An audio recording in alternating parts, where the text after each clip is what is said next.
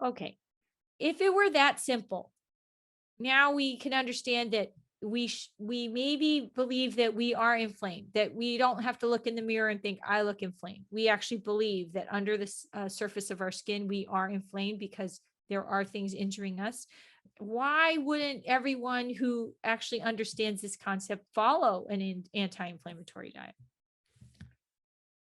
Based again on my experience with working with patients, I feel it falls into two main categories: beliefs and behavior. And this is for the people who could see that, but they still can't change. There are many people who understand that or have learned that, and then they change. Sometimes it's only in response to when they get sick, but they do change. This belief is the erroneous kind of beliefs. I think it goes under knowledge deficits, or knowledge deficits is what's causing these erroneous beliefs. I call them erroneous popular beliefs.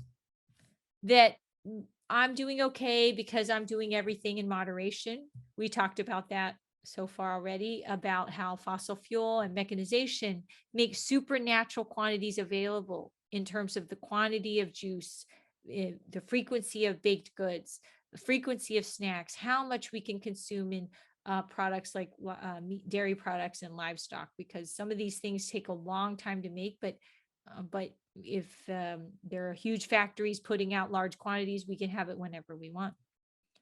Genetic engineering has made it so that what is a moderate amount of gluten to have, that has changed drastically. Also, what is a moderate amount of fruit? The size of the fruit has changed a lot. What is the moderate amount of chemicals? When you understand there are 3,000 food additives, mercury in the high fructose corn syrup, these additives, some of them natural, but in supernatural quantities, other ones are clearly non-food. What is a moderate amount of these? And another belief is that exposure to chemicals makes your body stronger. That is a joke often thrown around, but maybe deep down it reflects a little belief in there also.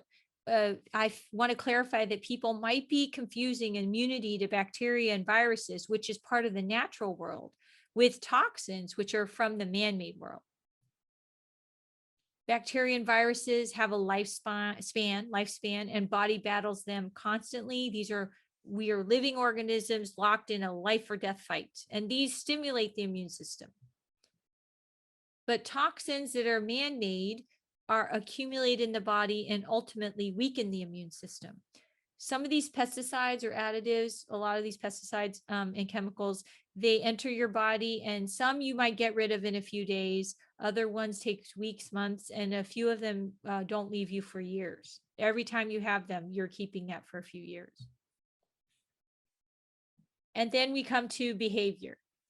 Why are we having a hard time? Even if we know that this is not good for us, we can't change our beliefs, or we don't know enough knowledge to change our beliefs, know enough information to change our beliefs, or we are controlled by our cravings, habits, and desires so that we can't change our behavior.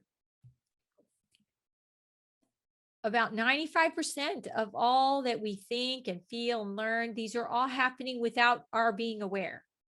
And that is where our behavior, our hitch is happening on changing our behavior.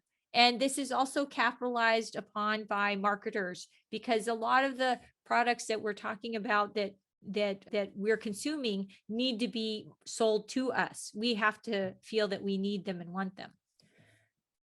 This field in the 20th century is a field called neuromarketing, and it was pretty much started around 1929. Edward Bernays was the nephew of Sigmund Freud, and he read his uncle's writings, and he thought that he could use that information about the unconscious mind to help market goods that he was using in his work. He even had written a book about propaganda, and he thought, well, these concepts didn't have to be just used for the government. You could use them for marketing. There are many examples of his kind of approach to advertising, but here is one of them, that he was approached to increase the market of women smokers. He recognized there was an unconscious desire that women wanted to have male power. They thought cigarettes symbolized this. Well, there were women smoking then, but it was more of a taboo thing to do in public. So his solution was to have Lucky Strike make a campaign called the Torches of Freedom campaign. And this changed smoking's image from sexual promiscuity to one of power and independence. I did read, as an aside, that his own wife was smoking and he understood that it was bad for her health. So he was trying to convince her to stop smoking while he was working on this ad campaign. This is a very famous example of his use of his uncle's theory that he was asked to increase the market for bacon. The problem was, in this post-depression era, everybody was really habitually leaning on black coffee and toast. He recognized there was an unconscious desire to be healthy. So what he did was he surveyed doctors and asked them, do you recommend to your patients a light breakfast or a hearty breakfast? And of course, most of them suggested a hearty breakfast. And then this is how the hearty bacon and eggs American breakfast was born. I should note that, of course, this idea of having a hearty breakfast is now we're understanding that fasting is better. Intermittent fasting is better. And so I want to make sure people understand that just because this is a cultural truth about America, that we don't have to stick with the hearty American breakfast. How has this changed now for the 21st century? Now marketers can use EEG, the tracings of the brainwave activity, to on people, focus groups, when they show them their product or have them consume their product, to understand what parts of the brain get stimulated. They can detect the guilt center of the brain. They can detect what parts light up for memory and motion, for instance, to be excited to go out and buy the product. They can also wire you up to machines to measure if your sweating increases, if you get goosebumps, if your heart rate goes up, and how fast your eyes are moving back and forth. These are examples of how they can use this. So this is ways to appeal to your unconscious mind, to your brain activity, what you're not aware of, to help direct what they want you to do or want you to respond to. Frito-Lay focus groups found that the matte beige bags that had potatoes and healthy ingredients on them did not trigger the guilt area of the brain, unlike just their shiny bags with just straight pictures of chips. And they're not going to pay for this information and do nothing. They, of course, changed their packaging. And Cheetos found out that consumers love that sticky orange dust that gets all over. This lights up a certain section of their brain that shows that they love this texture. So how does produce, we'll take out for the moment that this has been genetically engineered to be bigger and greener and hardier than the ancestors, but how can plain produce now compete with these packaged, targeted, engineered products geared towards what we can't resist? I'm hoping that's what you're thinking, because I'm here to suggest what you can do to help yourself become more savvy about what is going on out there in terms of your behavior.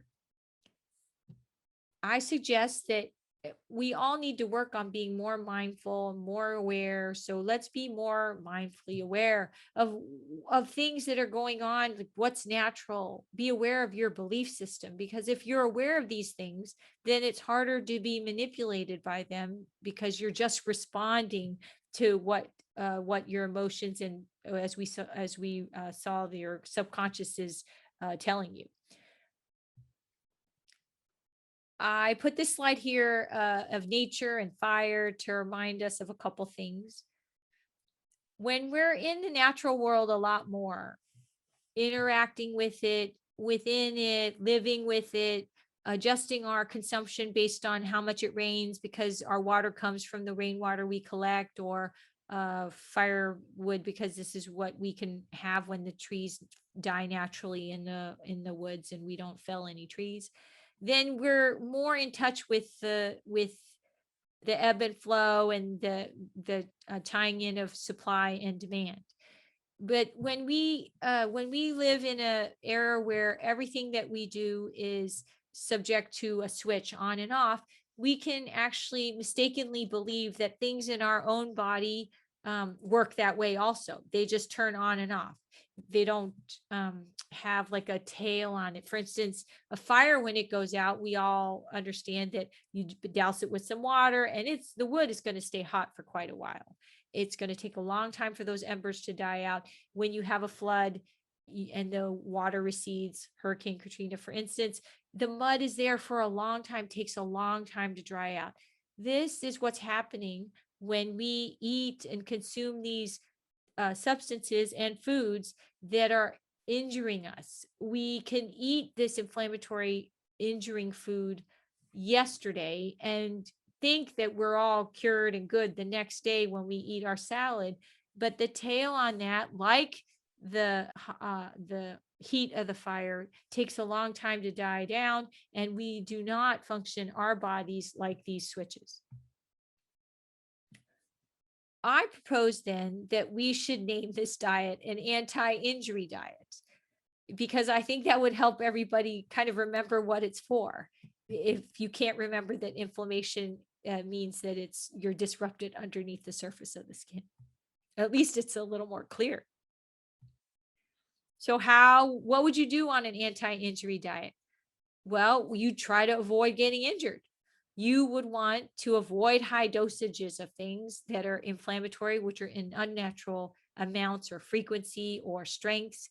And you also would try to avoid these toxin additives, which are sometimes natural and sometimes very, very synthetic. And you would try to prevent injury. This is where those other resources were focusing on helping you understand about eating anti-inflammatory foods, the cabbage family, this darkly pigmented produce. These are the ways that you could prevent injury. The important thing to understand about preventing injury is that you have to do it in proportion. I liken it to using Scotch Guard on your suede shoes or boots. You're going to do that and put the Scotch Guard on to help it be resistant in the case of splashing or a little bit of rain. But if you're going to go walk in 2 feet of water with those Scotch guarded boots, I would propose that that's really not going to protect those shoes for long. I put this list together of common conditions because most everyone, if they don't already have it themselves, has someone that they know or family member who has these conditions in many different organ systems of the body: heart disease, high cholesterol, psoriasis, diabetes, hypothyroidism, obesity. These are inflammatory bowel diseases, dementia, Parkinson's, cancer, asthma, and rheumatoid arthritis. So I took a little sample of all of these. And of these, I wanted to point out that which one of these are caused by chronic inflammation. And the answer is they all are. Some people will have this problem with chronic inflammation, and then they will get these when they're 20 or really young, 30, or some won't get it till they're 70. That all depends on the exposome, the diagram here, where these external environmental factors have to act on your genes, turn on genes, gene expression. The combination of that and who is susceptible to which things, that's so individual. And that's why you can have people who have this problem starting very young and some who don't have it till they're older. And we're not sophisticated enough to be like, oh, you're going to have it young, you're going to have it old, maybe one day. So I wanted to help you understand that the resources are out there for you to find something, a plan that you could stick with about how to reduce the injury that's happening in your lifestyle in the area that you can do the biggest something about, which is of course in the diet. And I think that it would help if you could practice informed moderation. And my lecture was aimed at helping you on that path, so that whatever road that you're on for healing, however fast you're traveling on it, that this could help you even more. This is a very helpful slide. This is from an Instagram post by Dr. Hyman. People are fed by the food industry, which pays no attention to health, and treated by the health industry, which I'd like to say, which up to now pays no attention to food. But it is definitely a different time now with the Institute of Functional Medicine and the Cleveland Clinic committing to having a center there. And so I would say, which are treated by the health industry, which up to now pays no attention to food, has paid no attention to food. Thank you so much for listening. And I hope if you have any comments or questions, you can put them in the comment section when it's posted on YouTube. Thank you.